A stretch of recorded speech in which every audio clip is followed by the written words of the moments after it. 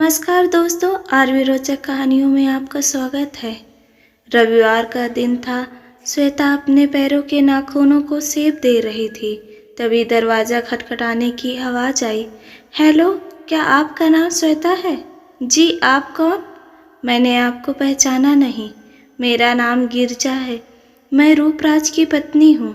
अब मैं कौन हूँ समझ में आ ही गया होगा।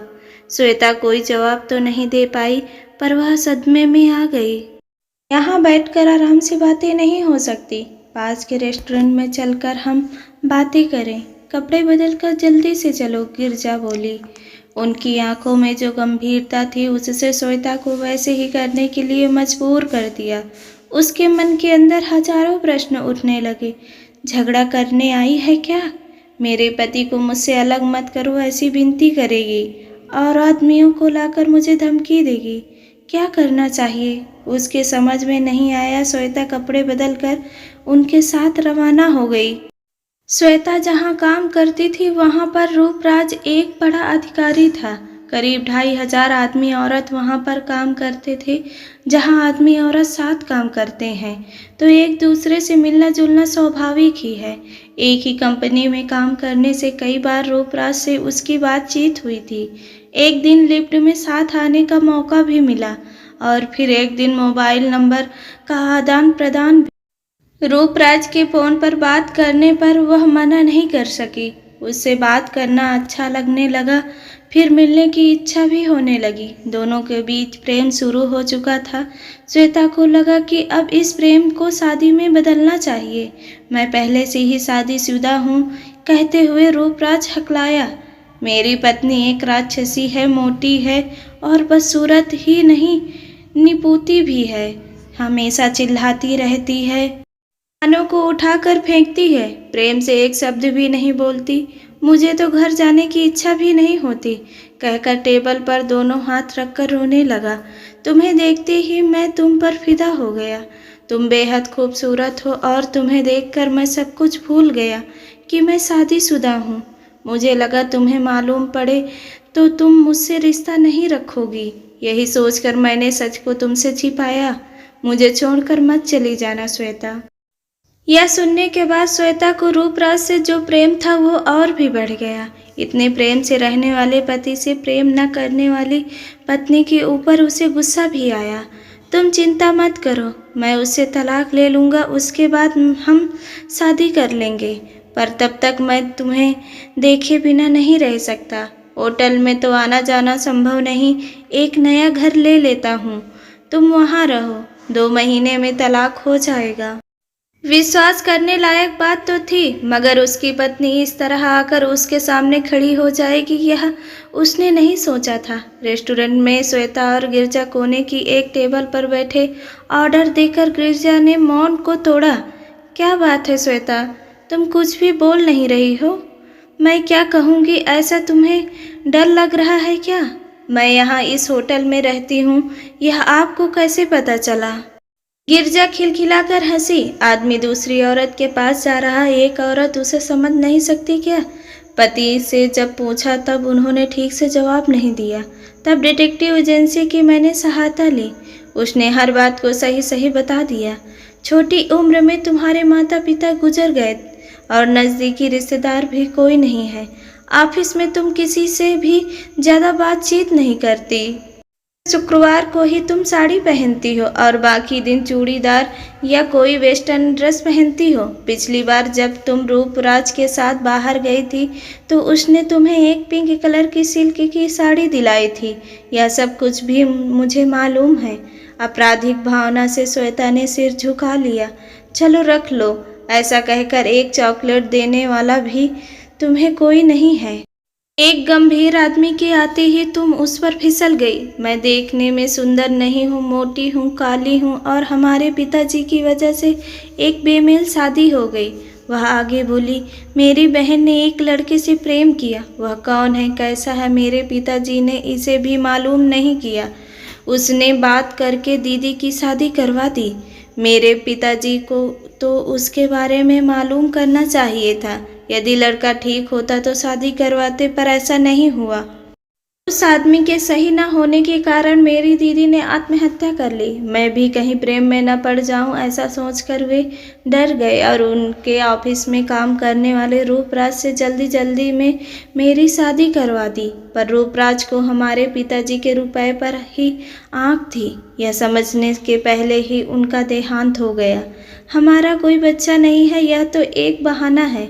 जिनके बच्चा नहीं होता वे खुशी के साथ नहीं रहते हैं क्या? मन में प्रेम हो तो यह संभव है। गिरजा का गला भर आया, आंखों में नमी आ गई। अपनी गलती को श्वेता ने महसूस किया। देखो, अपनी समस्या को बताकर सांत्वना लेने के लिए मैं यहाँ नहीं आई। मेरे पति को छोड़ दो, यह भी नहीं कहूँगी। जब उसने मेरे शरीर का बहाना बनाकर दूसरी स्त्री को ढूंढ लिया है तो उसी समय से मेरी शादीशुदा जिंदगी का कोई अर्थ नहीं है। यह बात मेरी समझ में आ गई थी। सिर्फ तुम्हारे बारे में बात करने के लिए मैं तुम्हें ढूंढ कर आई। तुमसे बात करने, मुझे समझाने के लिए माँ होती तो मेरी यह गलती नहीं हुई होती। श्वेता सोचने लगी। तुम कैसी लड़की हो श्वेता? कोई तुम्हें बस इतना कहे कि वह तुम्हें चाहता है, वह शादीशुदा है, तो तुम्हें अपना होश खो देना चाहिए। तुम्हें पूछताछ करके सच का पता नहीं लगाना चाहिए। मुझे एक फ़ोन तो कर सकती थी ना। तुम अकेली हो, नौकरी करती हो, फिर क्यों यह सेकंड हैंड हस्बैंड के साथ रहना चाहती हो? कानून की जानकारी नहीं है? वह तलाक मांगे तो मैं तलाक दे दूंगी। तुमने ऐसा क्यों सोच लिया? रूपराज ने अभी तक तलाक की अर्जी भी नहीं लगाई है। वैसे अर्जी लगा भी दे तो तलाक मिलने में 2-3 साल तो लग ही जाएगी। यदि मैं कोई विरोध करूं तो और भी समय लग सकता है। तब तक रूपराज तुमसे शादी नहीं कर सकता। यदि करे तो कानून के हिसाब से वह सही नहीं होगा। गिरजा की गंभीर और सही बातों का श्वेता के पास कोई जवाब नहीं था। अभी क्या करना चाहिए मेरी समझ में नहीं आ रहा है। आप ही बताइए क्या करूं? श्वेता बोली। हमारे घर में प्रेम के कारण आत्महत्या हुई है। वैसे ही यहाँ नहीं हूँ। इसी बात को ध्यान में रखकर मैं यहाँ आई हूँ। होटल में जाओ और तसल्ली से सोचो। तुम्हें रूपराज से कितना प्रेम है और रूपराज को तुमसे कितना प्रेम है और वह कितना सच्चा है, इसे भी मालूम करो। हमारा तलाक हो भी जाए तो रुपए, मकान और सब कुछ मेरे पास आ जाएंगे।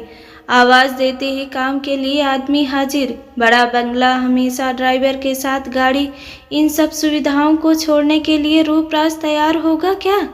इसे मालूम करो। यदि इन सब को छोड़कर वह तुम्हारे साथ आने को तैयार है तो वह सच्चा प्रेम है। फिर तुम उससे शादी कर लो और खुश रहो। पर पहले उसे परखो और सच्चाई को जानो। यदि कोई धोखा खाने वाला आदमी हो तो वहाँ धोखा देने वाला आदमी भी हो सकता है। रूपराज की बातों को सुनकर जल्दी से होटल खाली करके नया मकान लेकर चली मत जाना। जल्दबाजी करने की ज़रूरत नहीं। तुम्हें कुछ मदद की ज़रूरत है तो मुझे फ़ोन कर देना, कहकर गिरजा बिल चुकाकर बाहर निकल आई। रूपराज ने जिस गिरजा के बारे में बताया था उसमें और इस गिरजा में कितना अंतर है, यह सब देखे बिना ही मैं रूपराज के प्रेम जाल में फिसल गई। यह मेरी ही गलती थी। यह सोचते हुए श्वेता ने एक दिन रूपराज से बात की। तलाक के बारे में प्रश्न पूछने पर उसने बेरुखी से जवाब दिया। वह श्वेता को अलग मकान में रखना चाहता था। गिरजा के साथ जो आरामदायक जीवन उसे मिला है वह उसे खोना नहीं चाहता था। वह खुद को अच्छा आदमी भी दिखाना चाहता था ताकि समाज में उसकी इज्जत बनी रहे। श्वेता के साथ छिपकर जिंदगी जीने का जो जाल उसने बिछाया था वह श्वेता की समझ में आ चुका था।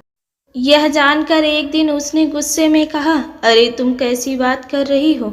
मेरे साथ घूमी फिरी हो, कितने दिन होटलों में आई हो, मौज मस्ती की हो, उन सब को मैं फ़ोन पर डालकर भेज दूंगा। फिर कोई तुमसे शादी नहीं करेगा। मैं जैसा बोल रहा हूँ वैसा रहो, नहीं तो मैं क्या करूँगा मुझे ही नहीं पता। श्वेता डर गई। उसने गिरजा से मदद मांगी। वह धमकाता है। तब गिरजा ने कहा, तो तुम क्यों डर रही हो? जो कुत्ते भौंकते हैं वो काटते नहीं।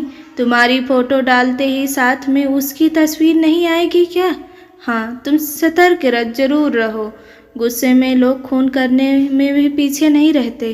तुम पुलिस की मदद लो। जहाँ विनम्र होना जरूरी हो वहाँ होना चाहिए, पर कोई गलती करे तो उसको छोड़ो भी मत। किसी काम को शुरू करने के बाद मन में दुख नहीं होना चाहिए, गिरजा बोली। फिसल कर गिरने वाली श्वेता का गिरजा ने हाथ पकड़कर खींचा था और उसे सही राह दिखाई थी। फिर भी वह ऑफिस वालों की निगाहों और रूपराज की धमकियों को सहन न कर पाई। तुम्हें अच्छा नहीं लग रहा हो तो नौकरी छोड़ दो श्वेता, गिरजा बोली। नौकरी छोड़ दूं तो कैसे? फिर मेरा क्या होगा? तुम्हें ड्रेस डिजाइनिंग का काम अच्छी तरह आता है ना? तुम अपनी ड्रेस स्वयं ही डिजाइन करती हो। यह सब कैसे मालूम है मत पूछो, मैं हूं ना तुम्हारे साथ। बस पहले छोटे दुकान से शुरू करेंगे, हम दोनों के नाम से उसका नाम श्रेगी रखेंगे। अलग अलग जगहों से कपड़े खरीदेंगे, अच्छा चलेगा तो यात्रा भी करेंगे, नहीं तो दुकान बंद करके ठेला लगाकर चाट बेचेंगे, कहकर गिरजा हंसी। कठोर परिश्रमी, किसी बात से न डरने वाली और मजबूत इरादों वाली गिरजा दृढ़ता से खड़ी थी। उसे प्यार देने के लिए कोई नहीं था। एक दीदी थी, वह भी चल बसी थी। पिता भी नहीं है, शादी की तो पति भी दूसरी लड़की को ढूंढता फिर रहा है। बावजूद भी वह निडर होकर खड़ी है, अपने फैसलों को सोच समझ कर ले रही है। दूसरी लड़की धोखा न खाए इसलिए उसकी मदद कर रही है। गिरजा से संबंध रखने में श्वेता का भी स्वाभिमान जाग उठा। दोनों के संयुक्त प्रयास से श्रेगी फैशन का जन्म हुआ। जीने का आत्मविश्वास जागृत होने से और अपने परिश्रम से वे दोनों सफलता की ओर बढ़ते चले गए।